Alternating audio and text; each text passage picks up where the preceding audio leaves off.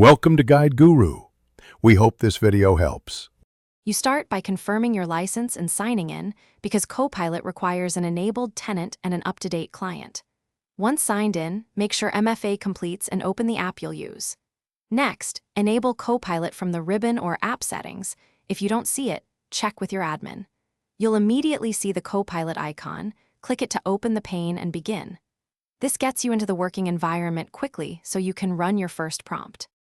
Now you build the interaction. Tell Copilot what you want, include context and the output format, because specific prompts produce useful results faster. Once Copilot returns a draft or summary, review and ask follow-ups. Request concision, add bullets, or change tone, so you shape the output iteratively.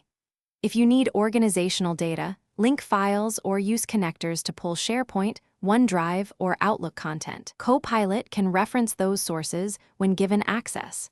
Make sure to verify sensitive details to complete the task, accept or refine the final output, then export or paste it into your document, email, or deck, making sure formatting and headings match your style.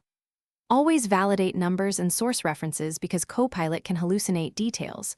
Cross-check against original files.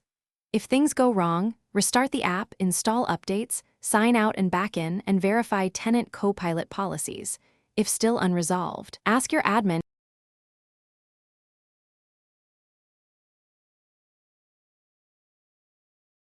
Thanks for watching. Consider subscribing if we helped you today.